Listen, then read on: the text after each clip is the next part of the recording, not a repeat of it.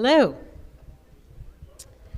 My name is Sally Cram. I am the Vice President for Programming and arranged for the films. I am not from the Israeli Embassy. One more week. This time at least, they called me in advance to say that due to unforeseen circumstances, they are not coming. They did offer us a free speech at some point in the next program year about what they're doing culturally through the Office of Cultural Affairs at the Embassy. Keep tuned. We're going to schedule that at some point. I'm sorry to disappoint you and those in our viewing audience. Hopefully this week you will see more than my chin. But that said, I have done, because I had a little bit more time, some background research on the film. And you may be interested to know that this film was shot in 2020, which of course was the heart of COVID. You don't see a lot of people in masks in this film. It was mostly shot in Tel Aviv, but it's set in Jerusalem. So you may have noticed particularly one of the bride scenes where they're walking down one of the historic avenues in the Old City, definitely Jerusalem. This is the debut feature film by the director Shirel Peleg, who was born in Venezuela, raised in Israel, and currently lives in Germany. You may be shocked to learn that this story is semi-autobiographical.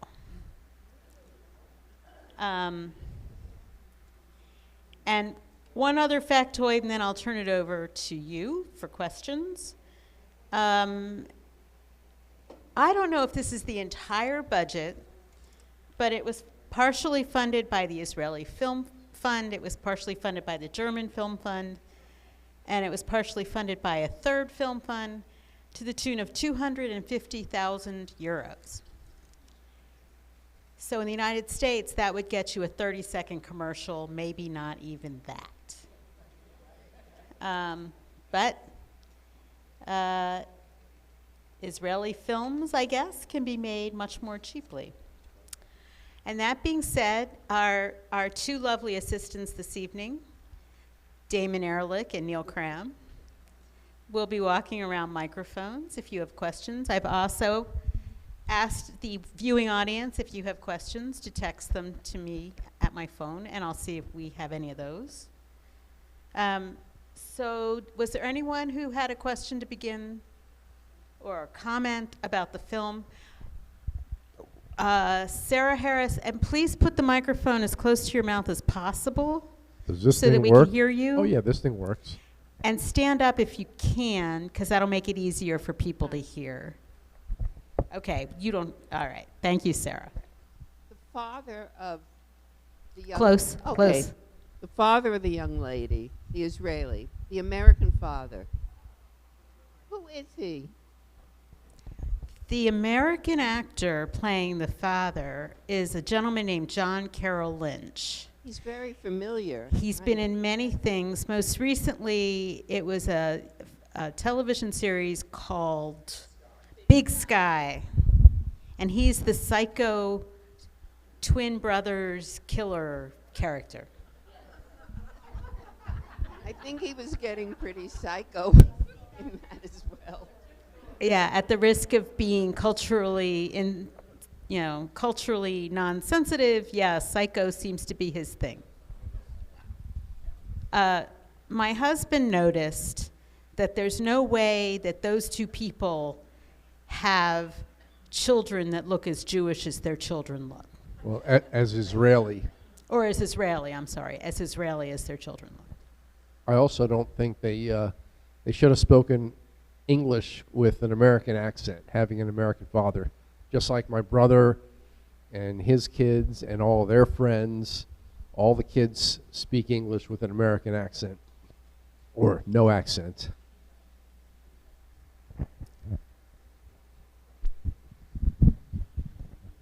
The American embarrassed me. I felt uncomfortable about his character, and that disturbs me, that for the world to see the lowest or the stupidest, and it seems to be the American is that person, and it makes me sad. But I thought this movie was extremely good and very layered, and I'm going to be thinking about it for quite a long time. Wonderful. So one of the words that came up in some of the film critiques that I read about this film was the Hebrew word balagan. Balagan. Which I first learned from my brother-in-law about 10 years ago. My brother-in-law made Aliyah, and they've been living in Modi'in for these many years. And the word is uniquely Israeli. It describes a mess, which we heard at the end of the film, love is a mess. But it's more involved than that. It is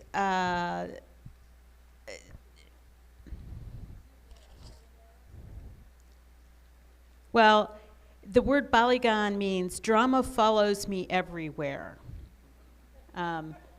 Or in the case of Maria, the Holy Trinity, lesbian, Gentile, and German. And I found it most intriguing that of those three features, it was the lesbian part that was the least, conflictive to the family. Anyway. Judy. Yeah, how was the film, how did people react to the film in Israel, and what is the attitude there towards gay marriage? So again,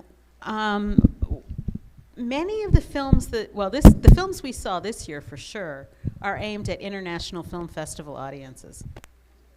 That's where they get played. The domestic audience for the Israeli film industry is not all that. So the reviews that I read related to international film festivals around the world. It would be noted that the society depicted in this film is a vibrant LGBTQ plus culture. Again, set in Jerusalem, which is a bit of a, as one reviewer called, not about Jerusalem, but the country itself is a balagan.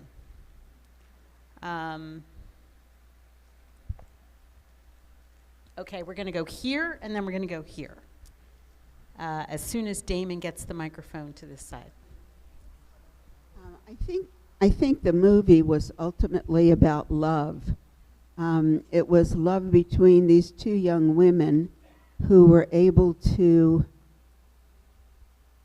not put aside, but to remember the past and make a choice to go forward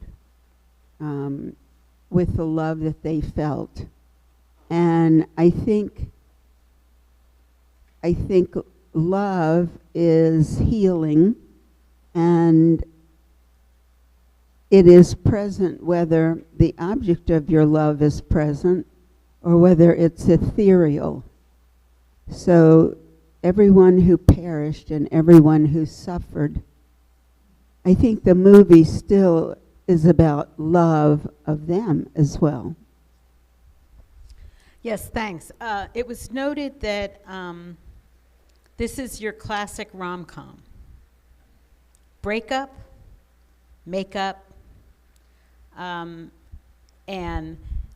happy ending. Or as one reviewer said, an aggressively saccharine ending, which we haven't seen very often in Israeli films. I will note that even though the end was this loving embrace, the embrace is on the green line under the watchful eye of a heavily armed Israeli soldier.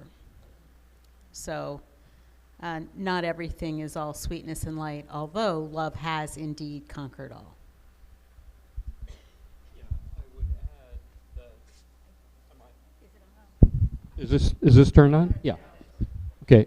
I would add that Israel, up until the last election, has been a very, very liberal society as far as the LBGT community is concerned. Men and women who are gay serve in the IDF, and there has rarely, if ever, been a problem with that. But now the homophobic, ultra-religious members of the ruling coalition are trying everything they possibly can to change that. So the fact that this movie was done in 2020, I don't know if in 2023 we would be able to see a similar film being made in Israel. Yeah, there's the echoes of that at the very beginning where the couple are walking down the street and you see the black hat aim vitriol at the couple on the street.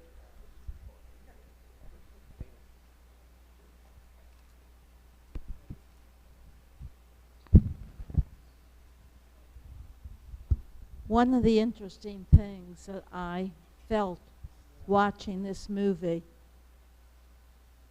was to see how the two two young women were able to move past the parents' generation and move past the grandparents' generation.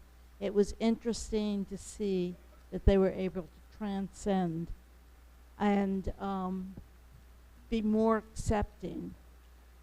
And it worked its way back up to the grandmother at the end, who realized that she should embrace this relationship and live honestly.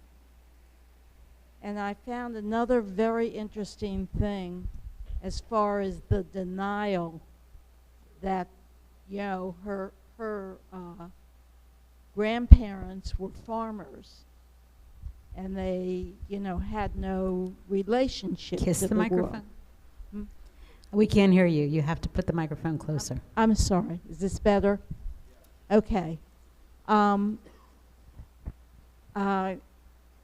It was very interesting to see how she was, as a younger person, could not understand really what happened in Germany in the war. She had no concept. And my husband had a similar experience. He worked in Berlin, and he worked at the Jewish Museum in Berlin. He helped design and develop some of the equipment there. And they had a group of young Germans that were working there with them. And my husband and Yakiam, the other gentleman from Israel who was working with them, they had a couple of days off, and they sent the kids home to visit with their families or whatever they would like to do. And when they came back, they had dinner together to talk about their experience of. And one of the young women, when they were talking about what happened during the war at this meal, said that, you know, they didn't have any Jews in their village. There were no Jewish people. And Don and Yechiam looked at each other, and they said, you better go home again and ask your parents, how come you didn't have Jews in your village? And when she came back, she was totally shocked, and her parents told her exactly what happened. They removed all the Jews from the village and killed them. So that's why they didn't have Jews in the village. And that was the same experience for the mother, the German mother, who came over, and it was revealed to her, and she admitted the truth. And that's what's so upsetting, is they really don't know the truth, And right now, Germany is trying to rectify that. Yeah, Damon and I had this conversation before the film. Forgive me for characterizing Damon, but what is the burden on the grandchildren? And what is the ongoing responsibility for the German people as a nation and for the German people as individuals? And I think the film tries to address that by saying the past is past and we have to move forward. But as Shira says, the Holocaust haunts the film. And there was a line there where she said that it dominates, and when it doesn't dominate, they are eating, and that is connected to the Holocaust too. So I've never been to Germany. I was of a generation that my parents wouldn't buy German products, wouldn't eat in German restaurants, even though I grew up in Pennsylvania Dutch country, which of course Dutch is actually Deutsch. When my sister took German in high school, my father, who grew up speaking Yiddish, had a cow. And I don't know, I have no interest in going to Germany, and yet I don't hold the current German people responsible. So I think it's an ongoing thing. You know, that's the importance of going to Germany, especially Berlin, is to find out why this occurred. It's a very important place to visit. And I ran the Jewish history travel tours, and it got to the point where I finally said to the Jewish historian, we need to go to Berlin. We need to take a group to Berlin. We are constantly going and visiting countries where the Jews were just destroyed. We need to see the beginning so we can prevent it from happening again. Thank you. We have a comment here. Is there anyone on this side? We're going to go with Aaron, and then we're going to go over here. Walked myself over to the mic. Echoing off that, I thought the most interesting line in the movie was when Maria said, I wish I had learned about the Holocaust not as a German. Or I forget what the exact line, but when they were sitting there, and she said, I only ever learned about this as a German. I wish I could see it as just a person. I thought that was a very interesting line, and since the rabbi's not here, I'll try to bring it back a little bit, to when we talk about asking for forgiveness and moving on from the things we have done in the past. The first thing we have to be able to do is see our role in it and accept it. And I thought that line really stood out for me for that reason. I'm a retired librarian, and it's part of this. There's a book called My Grandfather Would Have Shot Me. It's not a well-known book. It's very small.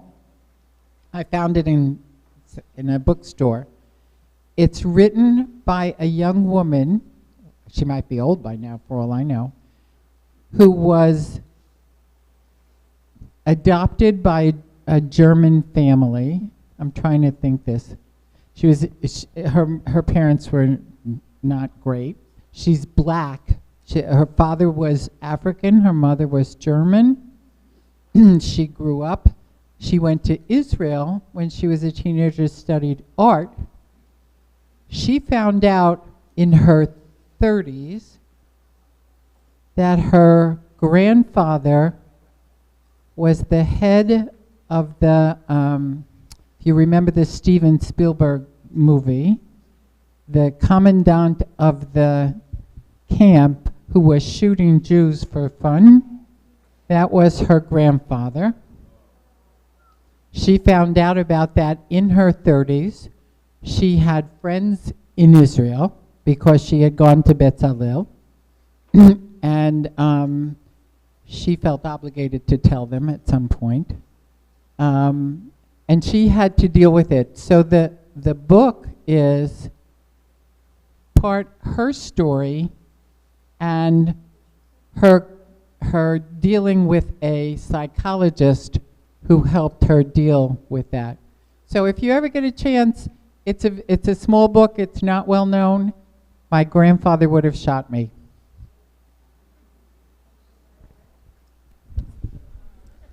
I'm reminded of a story I read about the wife of a commandant at a concentration camp. And no one in the family knew about this. They'd been told the father died, shortly after the war. There were 6 kids. They lived in a whatever. And then they find all the boxes with all the photographs and all of the evidence. And my thought was that this wife lived this long, happy life with this history unknown beyond her generation. Anyway. My husband bribed me so I would go with him on a business trip to Frankfurt. He said if I went with him, Paris, Frankfurt, he would take me to see my friend in the Netherlands. So I agreed to go. And he had business at a bank, and the German banker, and he said, "You're going to love this man. He is really wonderful." Oh, we went to a lovely restaurant. We had a great afternoon. And on the way home, there were helicopters flying above us. And the man started to kind of shake, and then he said, "I hope that's Yasser Arafat's helicopter. He is visiting, and I wish it would crash." So we thought, why is this German banker saying that he wishes Yasser Arafat's helicopter would crash? And it turns out that his daughter was on one of these ships where they learn about sailing or whatever with a whole bunch of young people. They were invited to a nightclub, and they all, went to the nightclub, and they blew up the nightclub. So his daughter was killed in a terrorist attack. So that was the first thing I heard. But then, it was shocking, and we felt terrible, and we felt very close to him. I mean, I felt closer to him than before because I realized he was sympathetic and, not 100% German. But that evening, we went to a Christmas fair because what else are you going to do? And we were drinking nice hot wine and standing around, and all of a sudden they broke into German drinking songs, which I really didn't mind in Disney World. But it kind of bothered me in Frankfurt, and I'm thinking, I think it's time to go back to the hotel, and then I heard, And then I said, yeah, time to go back to the hotel. So the next day we went out and did our thing, and we were getting into this huge elevator that goes from one level of the street to another level of the street. And my husband is holding the door open with the button, and all these young people are getting in, and all of a sudden he lets go to the button, and he slams the door in the face of these 2 elderly people. I looked and said, "Warren, why did you do that?" He said, "Nazis." So all of his love and all of his wanting to take me to Germany, right down there in the depths of it, it was Nazis. This issue came up last week in the sense that the question was asked, well, will the Holocaust and the war will there be more films going forward? Do folks think that the Holocaust will continue as a memory as the survivors' generation dies out? And if it doesn't continue as a memory, will it happen again?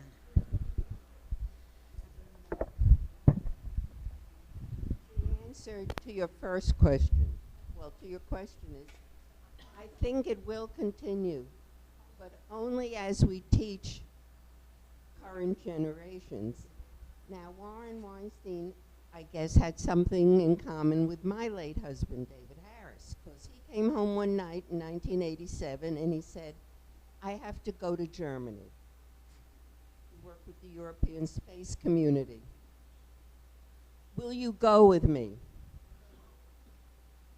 I was the kind of person that if I was in a dressing room in a local department store and heard German in the next stall, I would literally start to shake. So he bribed me. He did the same thing. He said, I'll take you to Holland, to Amsterdam. Well, I went. Kiss the microphone. Yeah, I went. I went with him to Amsterdam and through Belgium and down the Rhine, which is gorgeous.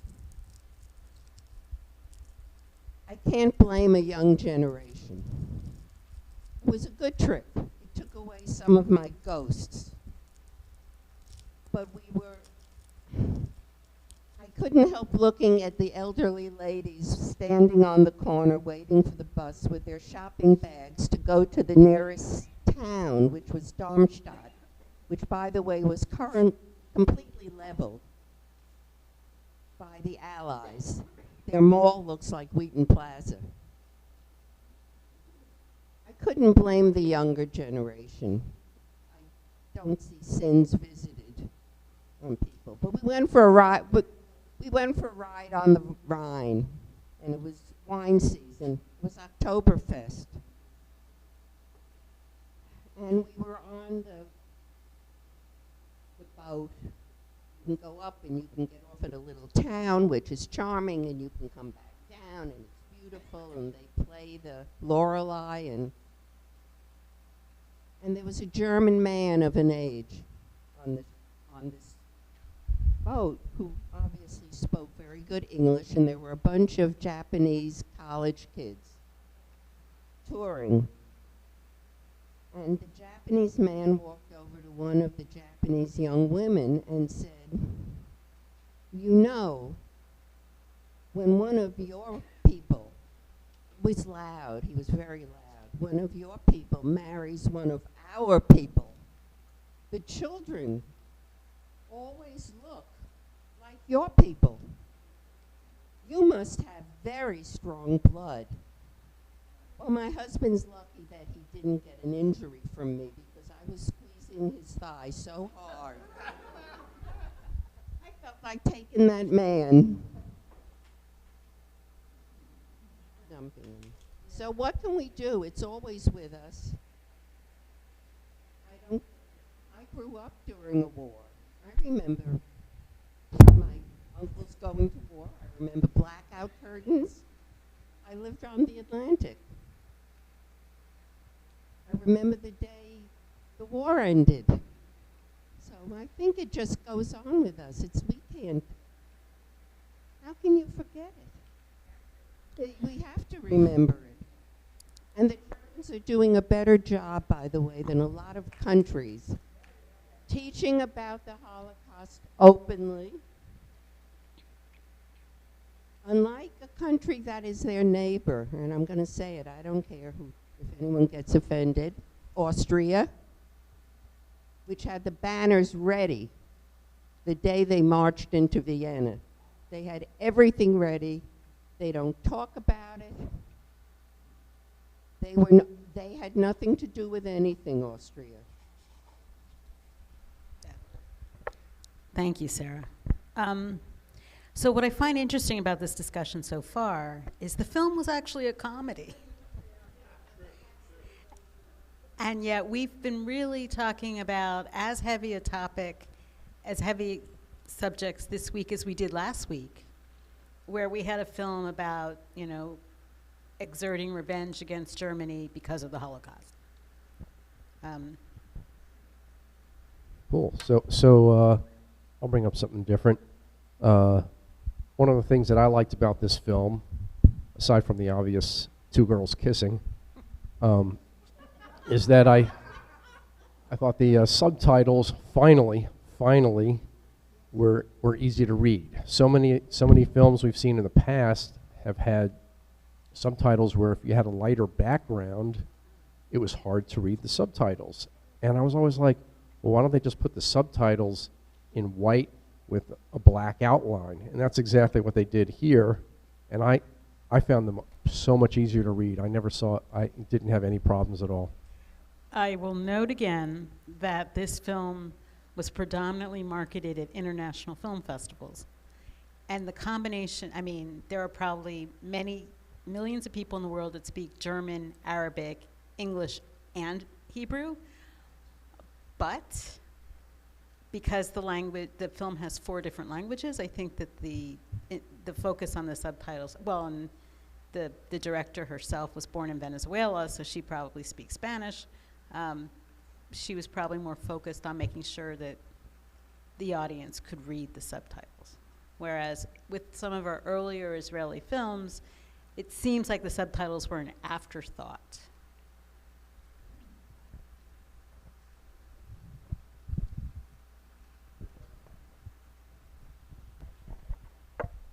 I just got a question. You said it was autobiographical. What character was the author? I believe Shira. Okay. The other thing, I spent the summer of '68. Wait just a minute. The question was, if the film was autobiographical, which character was the director? And the answer is Shira, the Israeli main love interest. I spent the summer of '68 in Germany on a work-study program. And then working with NASA, I went to Germany several weeks a year in the 80s and 70s and beginning of the 90s. And yes, the people I were meeting were professionals, and they were mostly aerospace engineers, but I did not see that they weren't educating the younger generation on what was happening. Especially in the late 60s, the family I stayed with was actually a military family, and the wife had lost her first husband in the war. He was a major and got killed in the fighting. And her other husband was also, I believe, a major, was in the army. And that's when the Czechoslovakian incidents occurred, so it wasn't a very good time. But they knew I was Jewish. When I worked at the airplane factory, they knew I was Jewish, and I honestly, everybody was kind of, they were very much aware that I wouldn't feel comfortable, that they didn't feel comfortable in what happened. I didn't meet anybody, though I know there were people there. And one of the other aerospace engineers that was on the group with me, he was staying with a woman who he said he'd never take me to her apartment because she wouldn't treat me very well. But most of the people really treated us well and really felt bad about the situation. Not that they couldn't have done anything about it. Sure, I'm sure they could have, and I'm sure they were all, to a certain extent, since they were alive then, at fault. But I didn't get the feeling, except when I lost my passport once, and that scared me. But I did not get the feeling that I was afraid.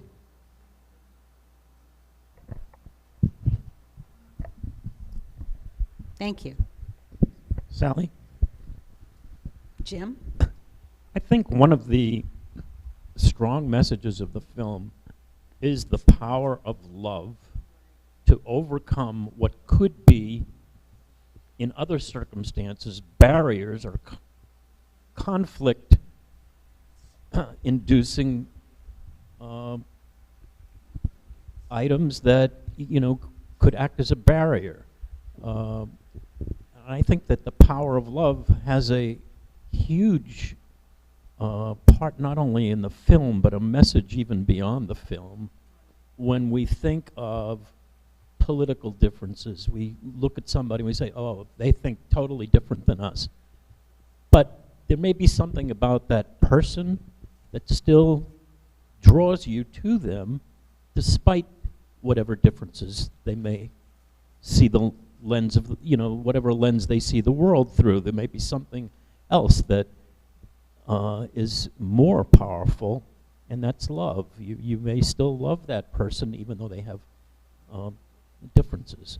And what I think in terms of that earlier discussion, in terms of the Holocaust, I think rather than holding on to the terrible images of the Holocaust, I think it is more important for us to understand what are the factors, the foundational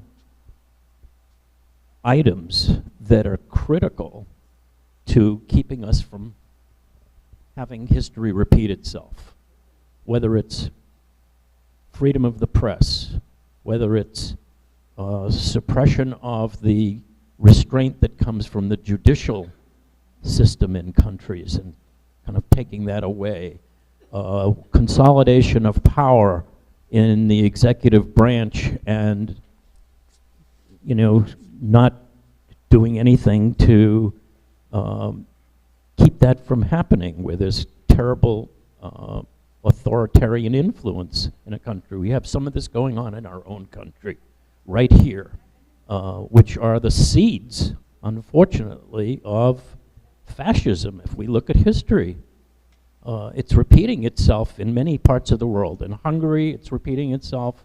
In Belarus, where human rights violations are happening all the time. So it's not just Germany. I think Germany, in many cases, has actually advanced significantly beyond where it was in World War II in terms of its Western values.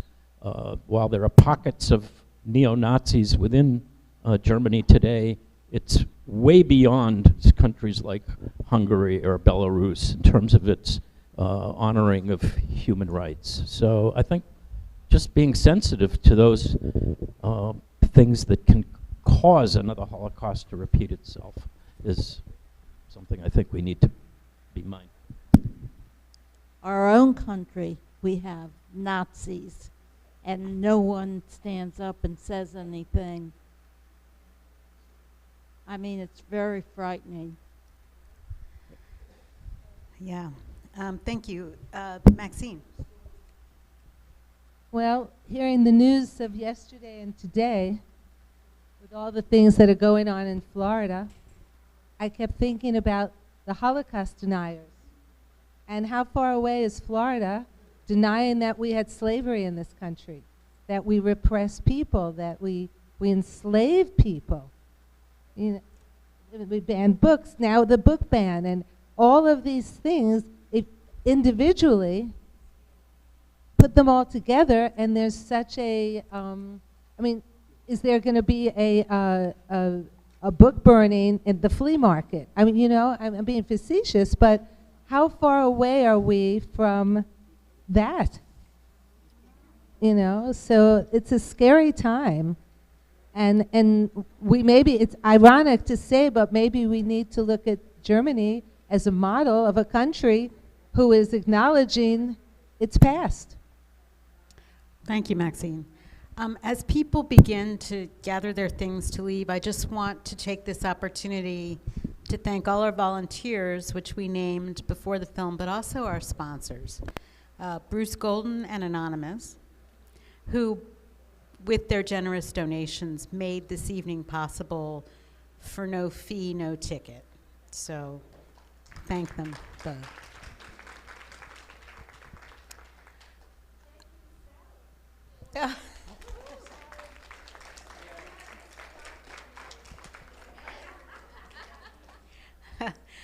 So I'm very gray, and that has to do with this year's film festival.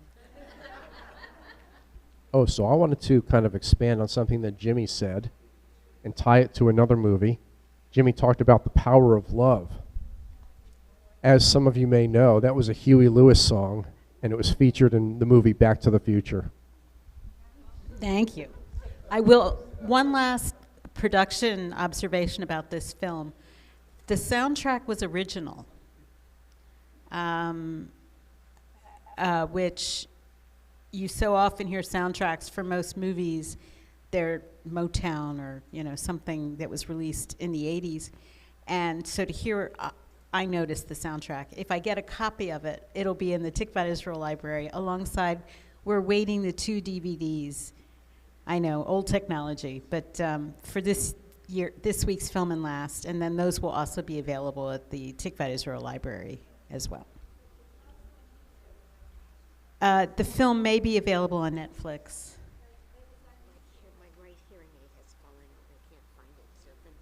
We are looking for a missing hearing aid. Hearing aid. They've made them really small so they're discreet, but, you know, the obvious downside.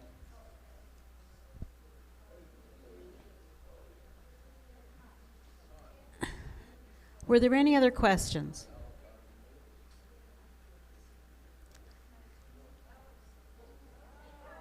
Oh, yay! We're going to say that that was a amazingly saccharine ending. I'm glad you found it. Well, again, thank you for coming this evening. Join us again next year, and have a safe drive home.